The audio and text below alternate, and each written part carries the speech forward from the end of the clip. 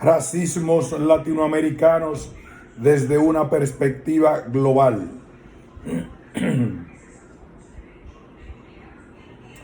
Las formas de racismo en América Latina fueron moldeadas en gran medida por las ideologías y las prácticas del mestizaje, considerando tanto la mezcla biológica como cultural.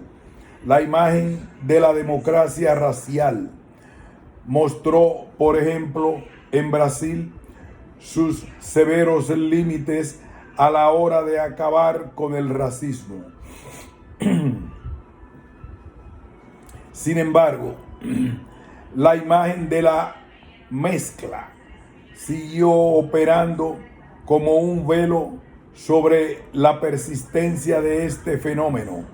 El multiculturalismo en la década de 1990 y el antirracismo en los 2000 alteraron las formaciones raciales basadas en el mestizaje en América Latina, pero no la desplazaron. Introducción.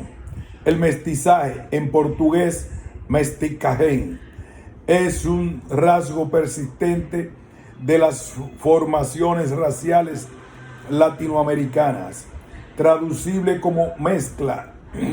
El término refiere a los procesos de interacción sexual y cultural entre europeos, africanos e indígenas de América que comenzaron en el siglo XVI y que dieron lugar a enormes poblaciones de mestizos, término genérico para designar a personas que no eran europeas, africanas ni indias, como se denominaba durante la colonia a los indígenas americanos, sino algo intermedio. Originalmente mestizo refería al producto de las interacciones sexuales en las que se mezclaban las razas, entendidas estas no tanto como categorías de personas, sino como líneas de ascendencia o de sangre. Pero el término rápidamente adquirió la connotación de mezcla cultural y se comenzó a percibir a los mestizos como herederos de una combinación de costumbres europeas, africanas y amerindias. En el contexto colonial en el que los europeos conquistaron, explotaron y esclavizaron a los indígenas y africanos, las jerarquías siempre estructuraron estas interacciones. La sangre y los rasgos culturales de procedencia africana o indígena eran considerados por el poder colonial inferiores a los de los europeos. La negritud y la africanidad eran asociadas con la esclavitud. Los indígenas tenían el estatus de vasallos. A ambos se los relacionaba con la barbarie y la heterodoxia religiosa. El mestizaje también estaba estructurado por jerarquías de género, tanto porque los colonizadores europeos eran predominantemente hombres que tenían relaciones con mujeres indígenas y africanas, como por razones ideológicas.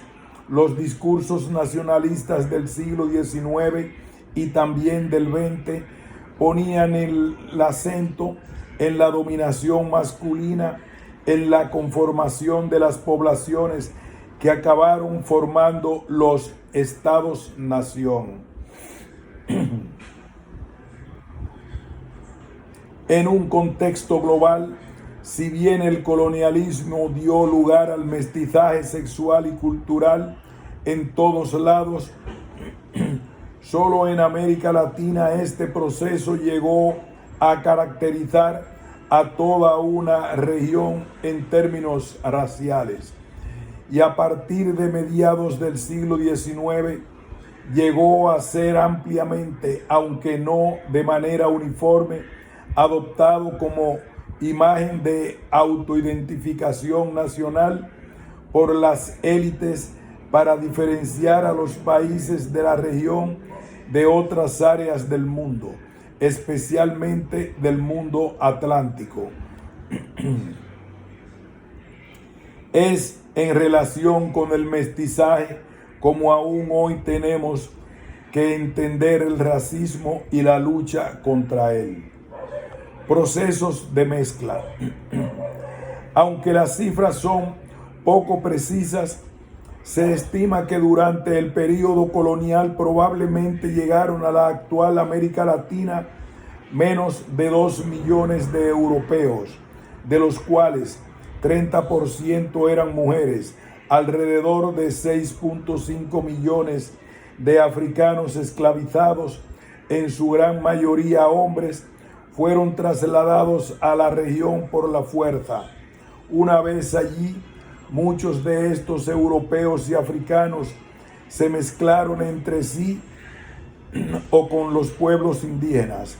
Las cifras sobre la cantidad de indígenas son inciertas, pero se estima que hacia 1650 rondaban los 6 millones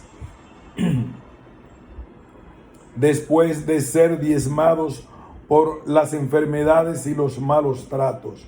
Hacia fines del período colonial había emergido una categoría heterogénea de personas legalmente libres, consideradas intermedias entre esclavos, indios y blancos.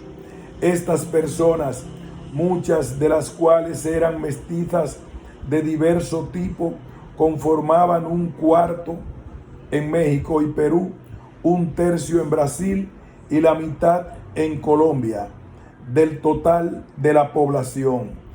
Dentro de la jerarquía racial dominada por los blancos, en la que indígenas y esclavos ocupaban el escalón más bajo, la población mestiza estaba estratificada según diversos criterios, incluidos la ocupación, la riqueza, el linaje racializado y la fisonomía. Nomenclaturas complejas intentaban organizar esta estratificación. Si bien los historiadores han debatido sobre el rol en ella de lo que hoy podríamos llamar raza, las ideas sobre la sangre de una persona, generalmente inferida a través de los fenotipos, eran muy importantes. Entre la independencia alcanzada en la mayoría de los casos entre 1810 y 1830 y la mitad del siglo XX, más de 15 millones de inmigrantes europeos ingresaron en la región, de los cuales 12 millones fueron a Argentina y Brasil. Hubo un pequeño número de inmigrantes de China, Japón y Oriente Medio. En toda América Latina, los gobiernos y las élites alentaron la migración europea y a la vez restringieron el ingreso de inmigrantes no blancos y a menudo también de judíos. Generalmente a través de medios encubiertos. Estas políticas respondieron tanto a una ideología derivada del colonialismo que valoraba la blanquitud, como un pensamiento eugenésico que sostenía la superioridad biológica y cultural de los europeos y su capacidad de compensar los supuestos efectos perjudiciales derivados del aporte de los africanos e indígenas a la mezcla de razas nacionales. El período colonial creó patrones regionales de demografía racializada.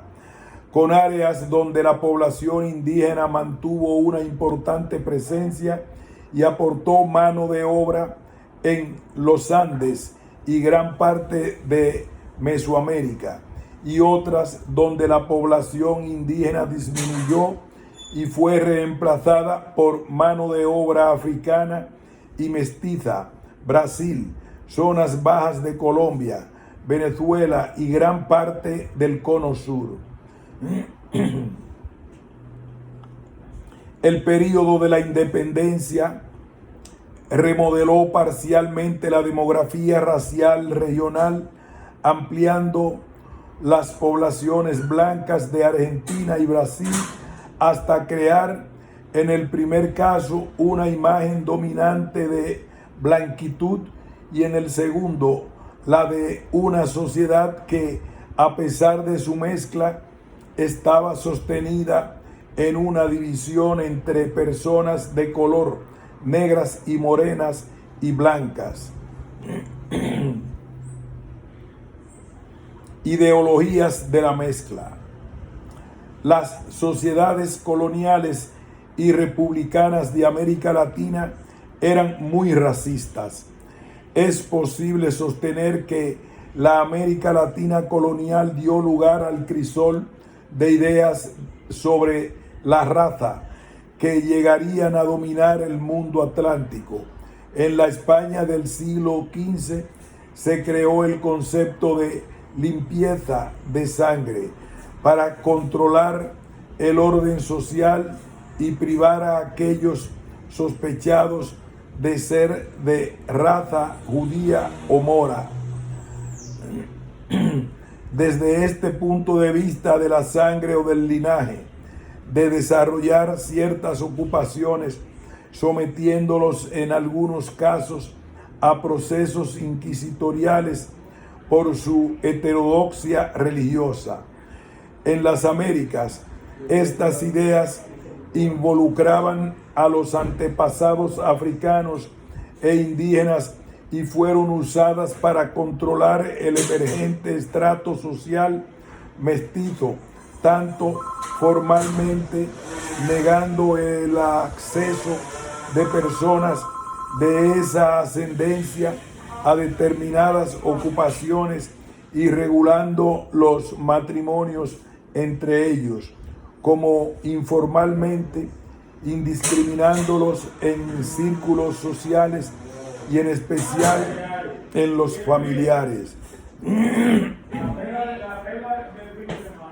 En la era republicana, las élites constructoras de la nación veían a las poblaciones negras, indígenas y mestizas de piel oscura como un lastre para el progreso, debido a su raza inferior, entendida esta como un todo biocultural que combinaba sangre y civilización.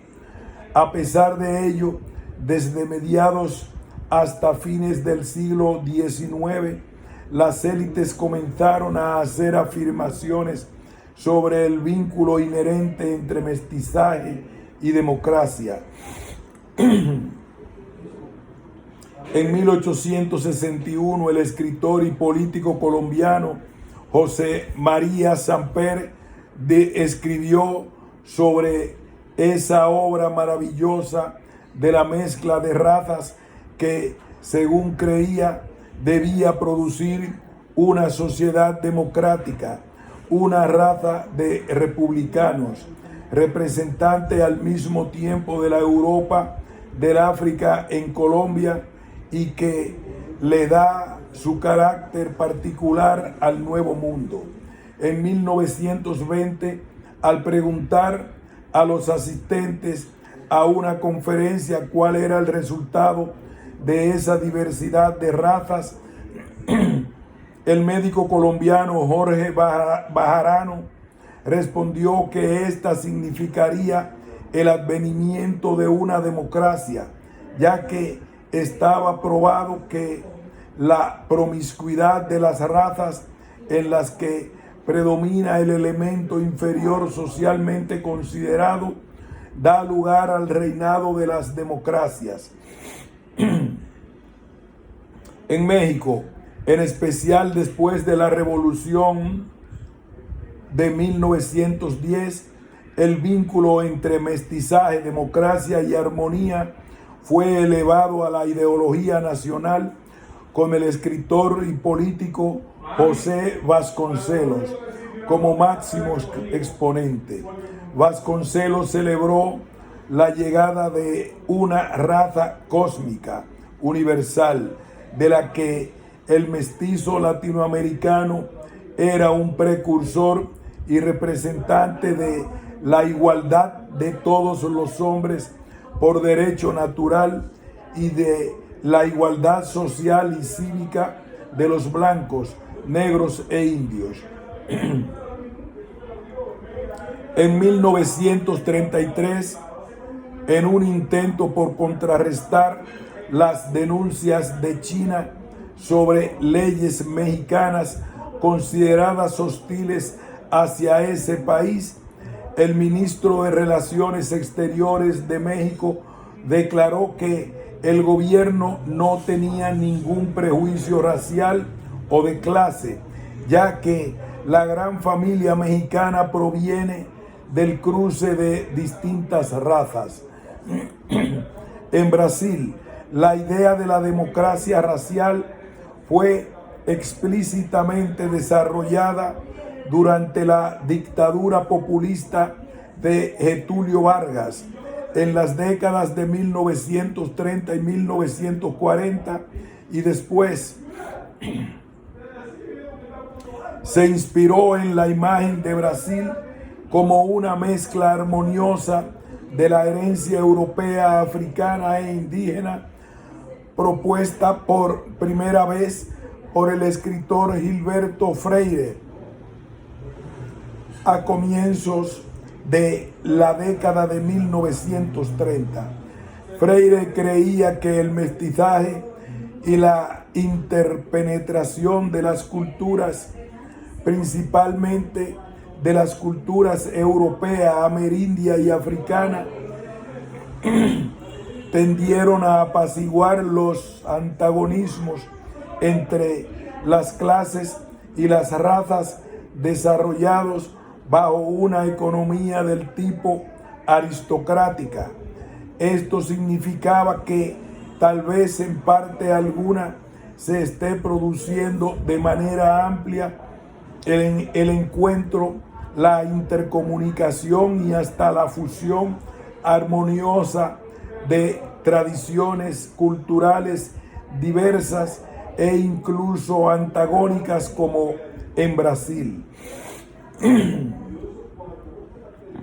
Estas afirmaciones se hacían de manera explícita o implícita en el escenario global. En el caso citado, el ministro de Relaciones Exteriores mexicano le hablaba directamente a China, aunque el público principal era el resto de América y Europa. A menudo se establecieron contrastes entre los países latinoamericanos y Estados Unidos, país que especialmente durante el periodo analizado era visto como cuna del racismo, expresado en el odio racial, a la discriminación explícita y los tabúes sobre mestizaje racial. Hasta la década de 1920, Estados Unidos y los países del noroeste de Europa eran vistos como impulsores de la eugenesia dura, en el marco de la cual se practicaban políticas de esterilización que perduraron hasta más tarde en la Alemania nazi. Por el contrario, la eugenesia soft latinoamericana en general promovía políticas de higienismo social. La democracia racial latinoamericana se construyó en el La democracia racial latinoamericana se construyó en paralelo al odio racial norteamericano. El héroe de la independencia cubana, José Martí, en su celebrado ensayo Nuestra América, publicado por primera vez en la Revista Ilustrada de Nueva York, dirigida a lectores internacionales hispanoparlantes y enfocada en la necesidad de América Latina de contrarrestar la amenaza supuesta por el formidable vecino que no nos conoce,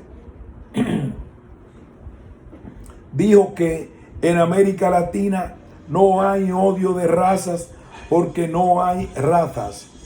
Esta contraposición en la que las élites latinoamericanas asumían la superioridad moral en materia de democracia ayudó a ocultar el racismo que existía en sus países. Racismo redescubierto.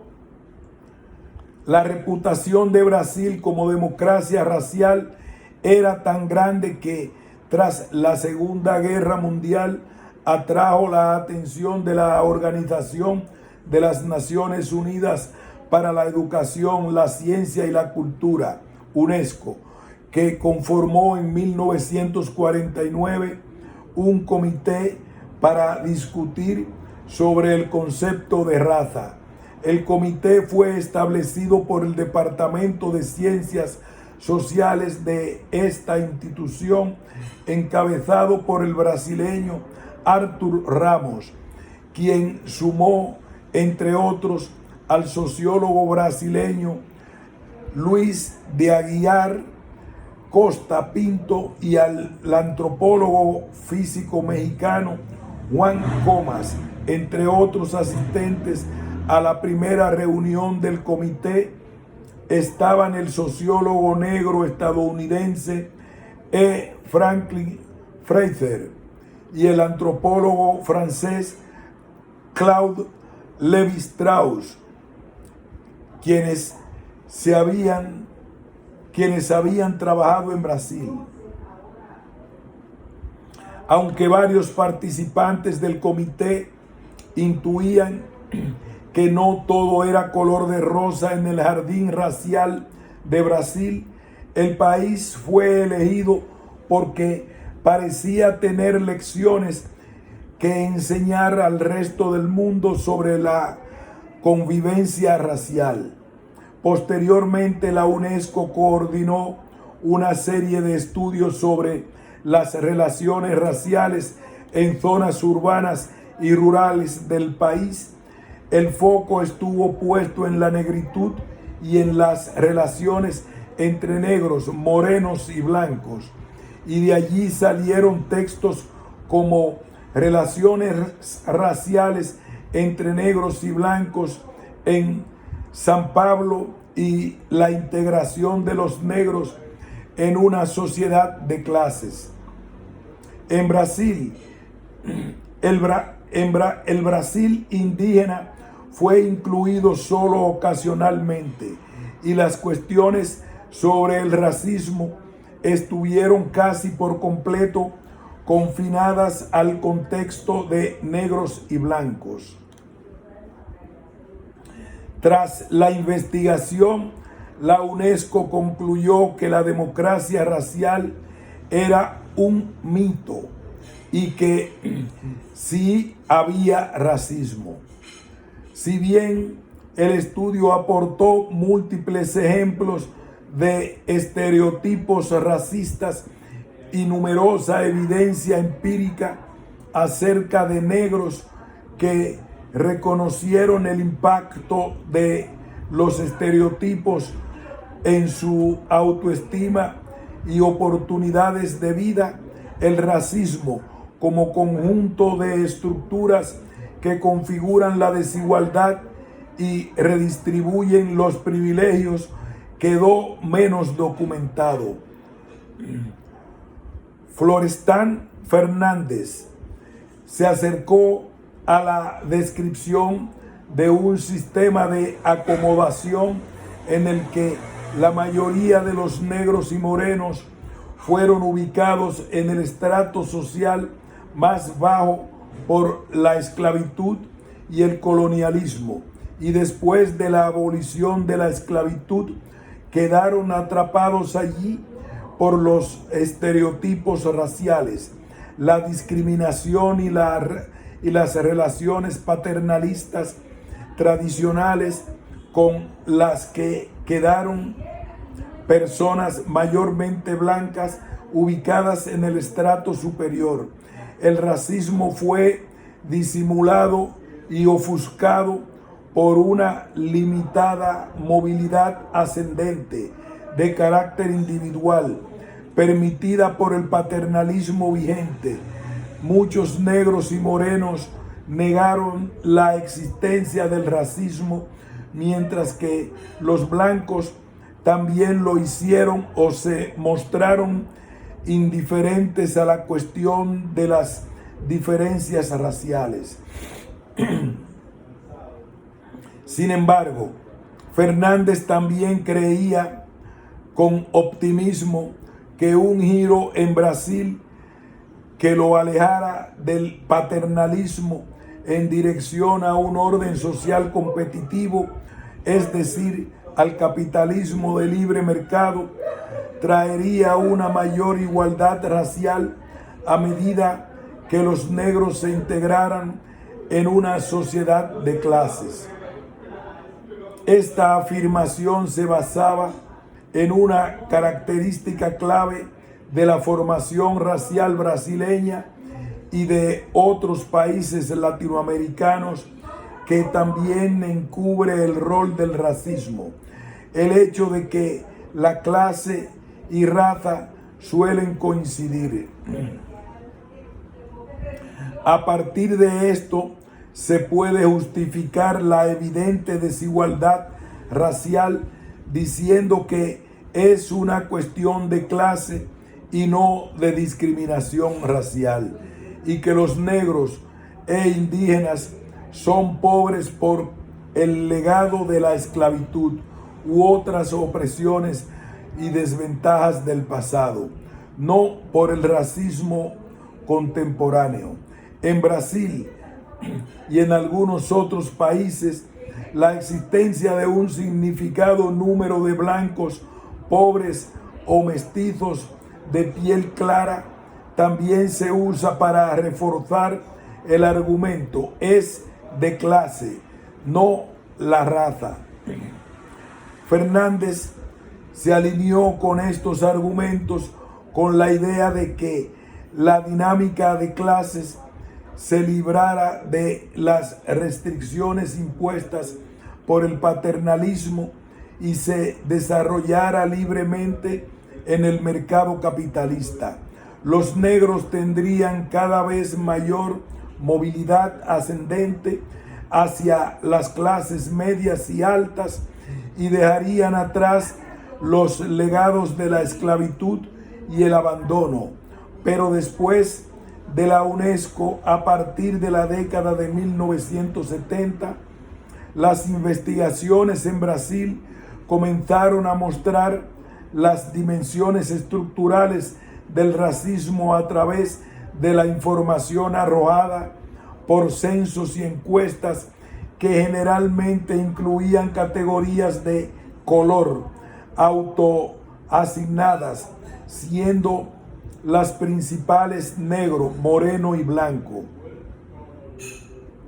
Los cientistas sociales utilizaron los datos para demostrar que mientras que los morenos, alrededor del 40% del total de la población en los años 70, tenían un lugar intermedio entre negros, menos del 10%, y blancos, alrededor del 55%, en términos estadísticos, tenía sentido juntar a los negros y morenos en una sola categoría que era sistemáticamente desfavorecida en relación con los blancos. Los datos también probaron que el racismo tenía un efecto independiente y duradero. Por ejemplo, los datos también probaron que el racismo tenía un efecto independiente y duradero. Por ejemplo, los universitarios negros ganaban menos que los blancos 10 años después de haberse graduado. En términos generales, las diferencias raciales salariales no podían explicarse completamente mediante la combinación de variables no raciales como la ocupación, la educación, el estatus migratorio, la edad, etc. El racismo debía tener un lugar en la explicación. En otros países surgen datos similares como en Colombia y México, y también en investigaciones regionales, algunas de las cuales correlacionan estatus social con color de piel en lugar de las identidades autoasignadas. El optimismo de Fernández sobre el orden social competitivo parece poco apropiado.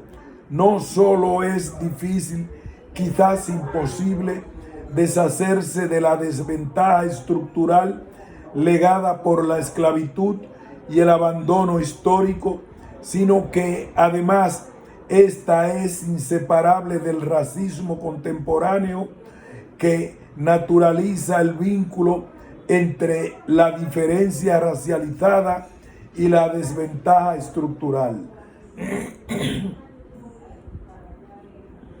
Racismo y mestizaje.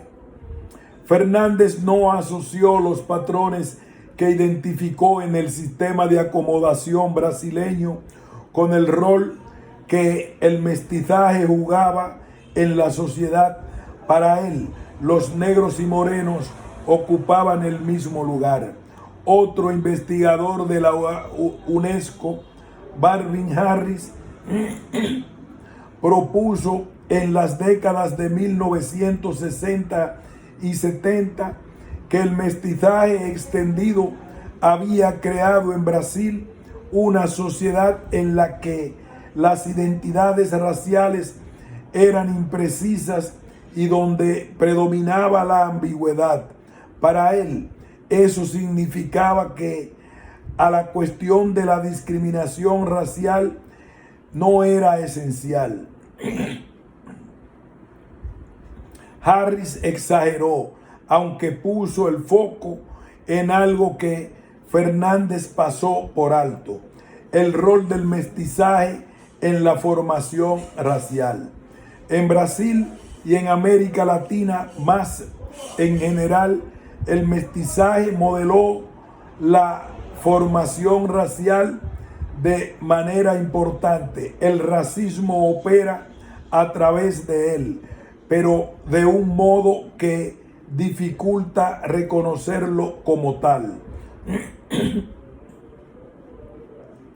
Por un lado, el mestizaje está fuertemente estructurado por ideas sobre la inferioridad de lo negro y lo indígena, ambos asociados con bajo estatus, atraso y pobreza, y el valor superior de la blanquitud, o a menudo un mestizaje de piel clara, no tan blanco, asociado a él, en este caso, con la riqueza y la modernidad.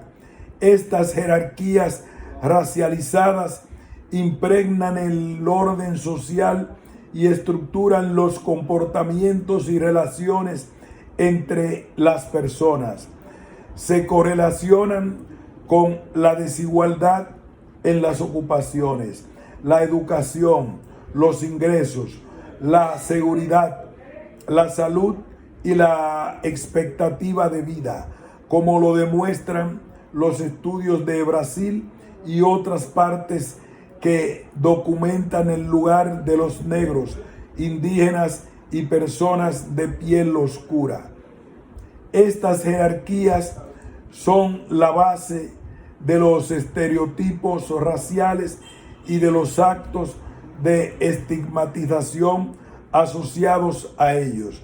Estructuran ideas sobre la belleza, en especial para las mujeres que están particularmente marcadas por y son sensibles a los valores negativos asignados a los tonos de piel, textura del cabello y rasgos faciales asociados con negros e indígenas. Ingresan en el dominio íntimo de la familia, donde guían decisiones sobre las relaciones amorosas y la reproducción, y pueden generar diferencias sutiles entre hermanos de piel más o menos clara. Existen muchos estudios que comprueban estos patrones en toda América Latina. Por otro lado, el mestizaje crea una experiencia de la vida cotidiana en la que muchas personas viven en familias y contextos en los que todos son más o menos morenos. Los niveles de segregación racial son relativamente bajos en comparación con los de Estados Unidos, y existe cierta flexibilidad en las clasificaciones raciales, en el sentido de que mientras la mayoría de la gente coincide en su descripción de una persona típica negra, blanca o indígena, y sobre el lugar en que es probable que encaje en la estructura social, las cosas son mucho más inciertas en el terreno intermedio de lo moreno. El mestizaje crea un contexto en el que para muchas personas la diferencia racial es un hecho de la vida, aunque no sobresale tanto como las diferencias de clase y de género, que juegan un rol más importante. Algunos académicos han caracterizado esta situación distinguiendo ámbitos sociales en los que la raza es más o menos importante. Al describir un barrio de bajos ingresos de El Salvador en Brasil, Livio Sansone sostiene que los residentes perciben un ámbito blando de relaciones sociales en el que el color se considera irrelevante en la orientación de las relaciones sociales y de poder. Las esquinas, las fiestas, el barrio, los deportes y la religión, y un ámbito duro en el que se considera importante las interacciones con la policía, el mundo del trabajo y del matrimonio y las citas. Edward Telles también caracteriza a Brasil en términos de coexistencia de relaciones sociales, horizontales y verticales. Los ámbitos de la amistad, la familia y el barrio están marcados por la fuerte presencia de relaciones horizontales o convivenciales de interacción, mezcla e intercambio bastante equitativo. En cambio, las relaciones verticales de jerarquía y desigualdad son más evidentes en los ámbitos del trabajo, la educación, la salud, la vivienda y la política. Curiosamente, Sansone describe la familia como un ámbito difícil, mientras que para Telles se trata de un ámbito de horizontalidad. Esto sugiere que no es fácil distinguir los ámbitos de interacción de esta manera y que, por el contrario, la jerarquía y la convivencia están en tensión en todos los ámbitos, aunque con diferentes equilibrios según el contexto. Por ejemplo, las relaciones familiares son lugares íntimos donde coexisten la convivialidad y la jerarquía racial.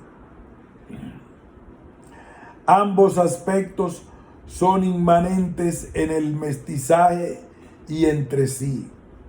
En suma, el mestizaje ha creado en América Latina un ejemplo duradero de lo que los académicos de otras regiones vienen identificando como una coyuntura nueva, neoliberal, de postracialidad, racismo sin racistas o racismo sin razas, en las que el racismo ha sido enterrado vivo.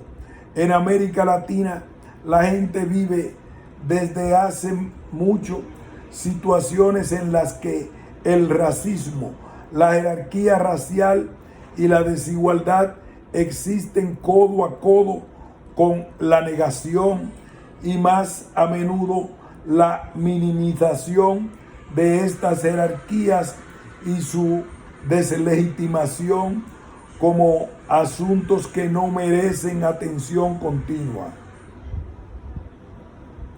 especialmente en lo relativo a políticas públicas, porque supuestamente conducen a situaciones contraproducentes para la sociedad al enfocarse en diferencias divisivas que generan una espiral de racismo, generalmente referido como racismo a la inversa, ya que desafía los privilegios de los blancos y mestizos, mientras que en América del Norte y Europa esta minimización y deslegitimación coincide con el neoliberalismo.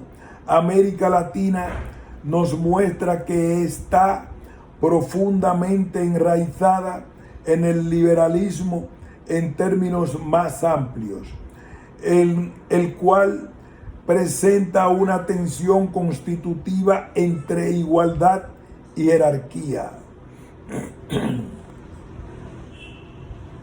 Racismo, multiculturalismo y antirracismo. Desde la década de 1990, las naciones latinoamericanas parecen haber alterado la hegemonía de regímenes basados en el mestizaje, emprendiendo reformas legislativas que afirman el carácter multicultural y pluriétnico de la nación, promovidas por una incómoda combinación de activismo indígena y afrodescendiente, inspirado en las tradiciones de resistencia de larga duración y revitalizado por los movimientos globales antirracistas y descolonizadores, y agendas estatales de cooptación y gobernanza guiadas por redefiniciones globales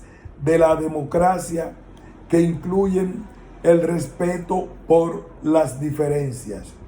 Estas reformas han brindado un reconocimiento sin precedentes a las minorías indígenas y afrodescendientes.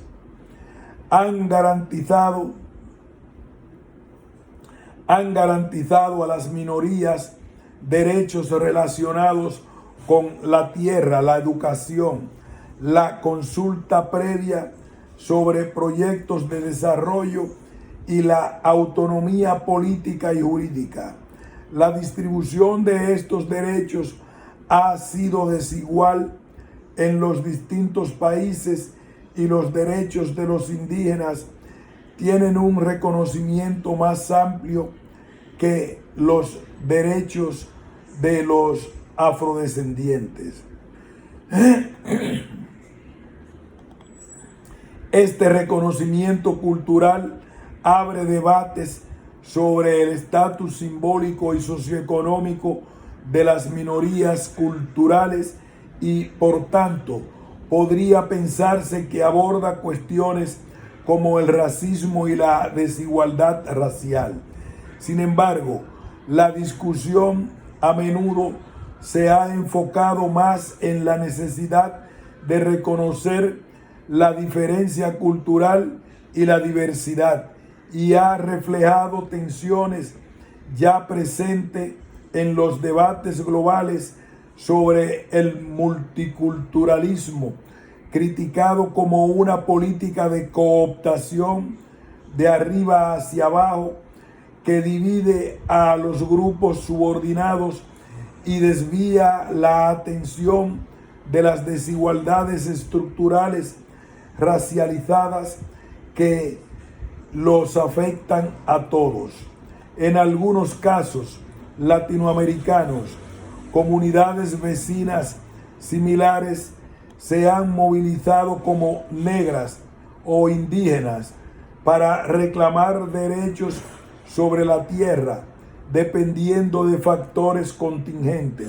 En otros casos, los indígenas y negros que en el pasado se habían apoyado entre sí en los reclamos sobre tierras, se han visto obligados a trabajar por separado para ceñirse a los marcos estatales. El giro multicultural ha dado lugar a algunos cambios en la desigualdad racializada, al menos sobre el papel. Por ejemplo, las reservas indígenas legalmente constituidas en Colombia representan hoy alrededor de 30% del territorio nacional, mientras que conforme una ley de 1993, las comunidades afrocolombianas habían obtenido en 2014 el título legal de más de la mitad de la superficie de la región de la costa del Pacífico. Sin embargo, estos cambios no han logrado modificar los arraigados patrones de desigualdad racial descritos anteriormente. De hecho, la reacción contra los procesos de titulación de tierras podría ser una de las razones por las que los afrocolombianos y los indígenas de la región del Pacífico están sufriendo un desplazamiento masivo y violento. Los integrantes de estas comunidades figuran de forma desproporcionada entre los numerosos desplazados internos y las víctimas de asesinatos en Colombia. Desde alrededor de 2010 ha habido señales de una mayor predisposición a debatir sobre el racismo, no solo en los círculos gubernamentales, sino también en los movimientos sociales, muchos de los cuales han evitado esa discusión, prefiriendo enfocarse en los reclamos por la autonomía y en las diferencias culturales, una tendencia particularmente llamativa entre activistas indígenas que ven las diferencias culturales como constitutivas de sus identidades y reclaman autonomía. Existen indicadores de que algunos activistas indígenas están dispuestos a aceptar un discurso sobre el racismo en un contexto de expansión de las empresas extractivas y agroindustriales que, apoyadas por políticas estatales neoliberales, amenazan los territorios y vidas indígenas. Sus protestas suelen provocar violencia estatal y popular que apunta contra los cuerpos indígenas, lo que puede dar lugar a un discurso indígena sobre el racismo, como también conocida como Marichuy, de presentarse como, sus protestas suelen provocar violencia estatal y popular que apunta contra los cuerpos indígenas, lo que puede dar lugar a un discurso indígena sobre el racismo como característica sistémica de la sociedad.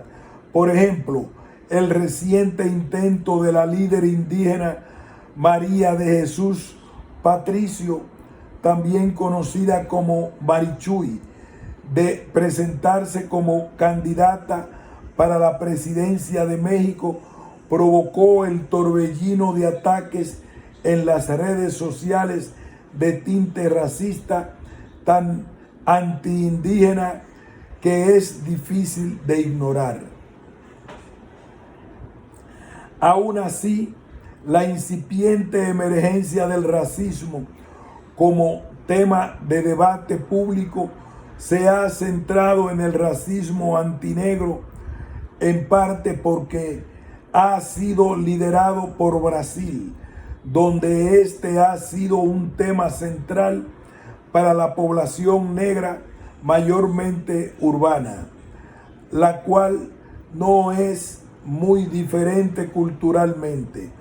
En 1995, el Estado reconoció de manera oficial el racismo como problema, dando inicio a una serie de reformas que condujeron a comienzos de la década del 2000 a medidas de acción definitiva centradas en el racismo en relación con las admisiones a las escuelas secundarias y más tarde en el empleo federal, que dio lugar a debates sobre la legitimidad ya conocidos en Estados Unidos y otros contextos.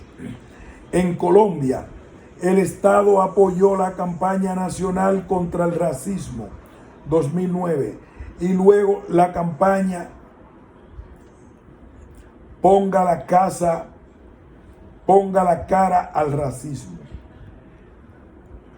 2016 como parte del Decenio Internacional para los Afrodescendientes de la Organización de las Naciones Unidas, ONU, 2015-2024. Hubo muchos países que aprobaron leyes en contra de la discriminación, y en algunas ocasiones eso dio lugar a casos de gran visibilidad, como por ejemplo el del oficial de la Escuela Militar Ecuatoriana acusado del delito de odio racial por maltratar a un recluta negro. Estas campañas mediáticas y batallas judiciales, si bien son importantes simbólicamente, tienen una vida efímera y podría decirse que son tokenistas, aunque complementan las medidas de acción afirmativa que, siguiendo el liderazgo de Brasil, apuntan a resolver problemas estructurales de educación y empleo. Por ejemplo, el Ministerio de Relaciones Exteriores de Ecuador ha implementado políticas para incrementar la contratación de personas provenientes de minorías étnicas en los rangos más bajos del servicio diplomático. No es posible emitir un juicio de largo plazo sobre los efectos de estas políticas que en parte son el producto de la marea rosa latinoamericana, un giro hacia la izquierda en la región desde 1998 ante las señales de un giro inverso anticipado desde la reparación. El futuro luce precario. Por ejemplo, en 2018, Brasil eligió al presidente de derecha Jair Bolsonaro, quien había declarado que los derechos a las tierras de los indígenas representan un obstáculo para el agronegocio y prometió reducir la acción afirmativa que favorece a la población negra. Conclusión. Los recientes cambios en el panorama latinoamericano, el giro multicultural, la incipiente visibilización del racismo parecen haber desplazado al mestizaje de su posición dominante. Con todo, estos cambios parecen haber modificado más que desplazado los regímenes de mestizaje.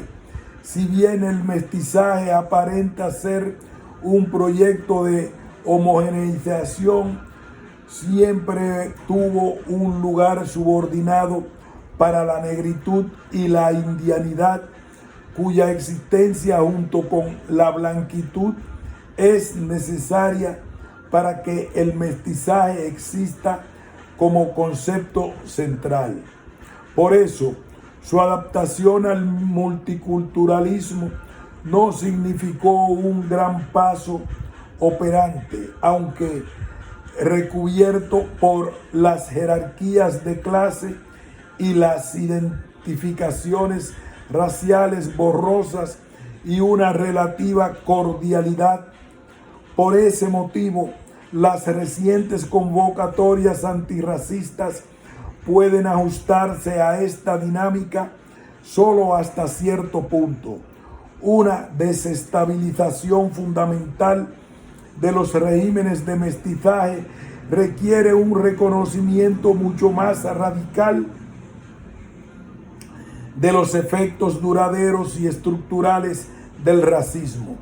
Pero se trata de un reconocimiento por el que hay que luchar en contra de las concesiones tokenistas y la tendencia observada por el Consejo Nacional para Prevenir la Discriminación, CONAPRED, en México, a relativizar el racismo como una forma más de discriminación, junto con el machismo, la discriminación por edad o en contra de las personas con discapacidad, heterosexismo, etc.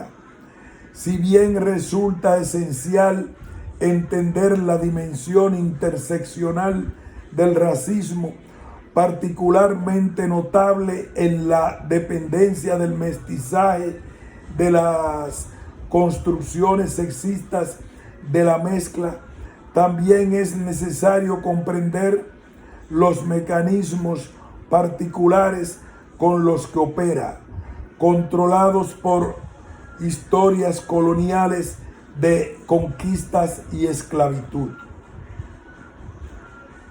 Nota: la versión original en inglés de este artículo fue publicada por John Solomos, Routledge International Handbook of Contemporary Racism, Londres, 2020. Fin de este ensayo. Traducción de Rodrigo Sebastián. fuente de la versión en castellano, Nuso.